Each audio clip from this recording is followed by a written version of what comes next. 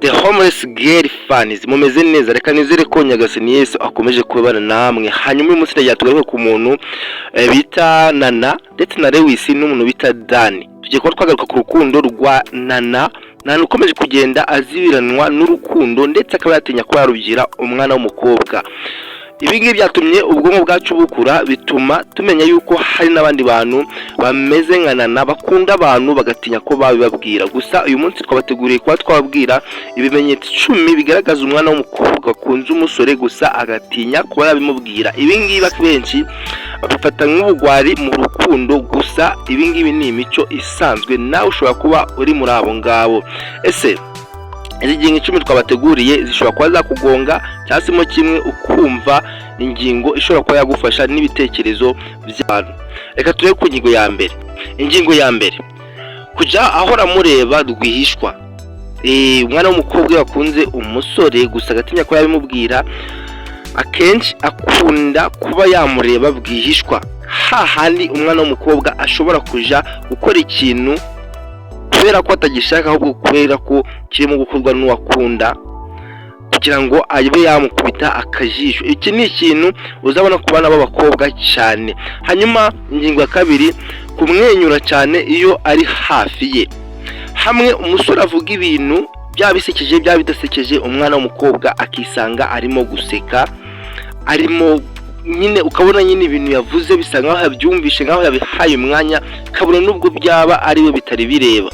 Ingingo ya gatatu,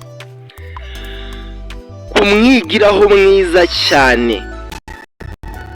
Hamwe umuntu hakuno ubona umuntu yakubereye imfura, hamwe ikintu akarwanira ko yagitoragura, hamwe ukenera ko umuntu agukorera ukabona niwe ufite ubushushu wenda bwo kugufasha, nyine kukwereka ko akwitayeho. Umwe bavuga ati kukwigiraho mwiza cyane. Hamwe uzitsamura akaturakire, hamwe uzakora iki ukabona nyine niwe ufite ifemba ryo kuba yakubwira ikintu cyiza, yagukorera ikintu cyiza kurusha abandi bose. Umwana w'umukobwa aba agukunda. Ingingo ya kane ni ukugira isoni zidasanzwe.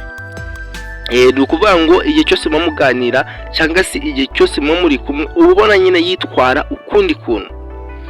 Ukabona ko afite isoni mu maso, afite isoni mu byo akora, ariko ukabona nyuma y'ibyo ngibyo byose berekejwe n'urukundo. Ingingo ya gatanu, kwerekana ubugwaneza budasanzwe. Ibi ngibi twabikomojeho, nibyo nakubwiye, azagerageza kuba yakwitanga, kukwereka buri kimwe yuko agukunda, abikora mu bikorwa. Hamwe uzasitara ukabona ahajyana iwuguye. Hamwe uzaba ufite ikibazo ukabona nawe kiramubabaje. Iyi ngingo nayo ikunda kugaragara kuba bakunda abasore gusa niba bivuge. Hanyuma ingingo ya gatandatu ni ukugira impuhwe zidasanzwe. Nabyo bifatanye n'iyo ngingo ya gatanu, ntabwo utabisobanura cyane.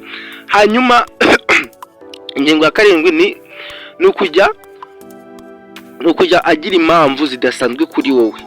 Impamvu zidasanzwe, hahandi ashobora kuba yanaguhamagara ati Dani.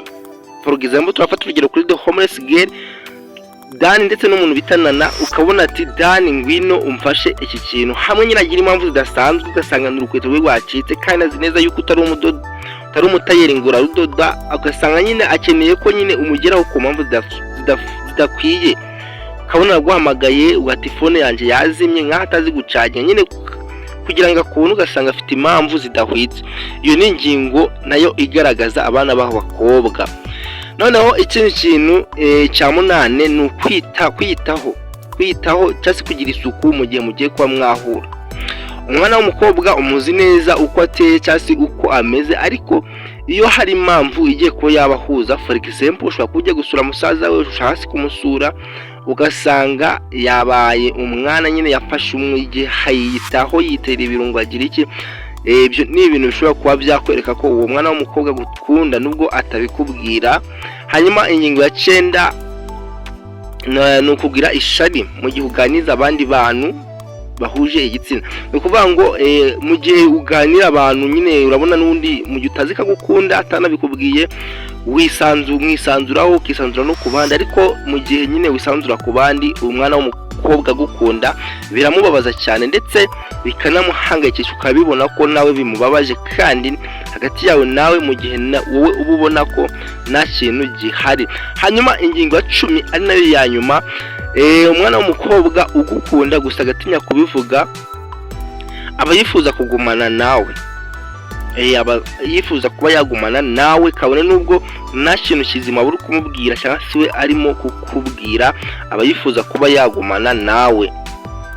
For example, mwahuye mwakinnye cyangwa se we na mwahuriye mu mugezi, mwahuriye mu mugezi gusa yavomye nawe wavomye cyangwa se mo kimwe, mu gihe muri mu mugezi ukabona ko akeneye ko abandi bavoma ngo wowe usigare, cyangwa se mu gihe muri mu kazi, mu gihe akazi karangiye mukeneye gutaha ukabona nyine we arimo arahimba kandi kazi, mbese akifuza ko mwaba muri kumwe cyangwa se mwagumana mu gihe cyose ibyo byabahuzaga byarangiye.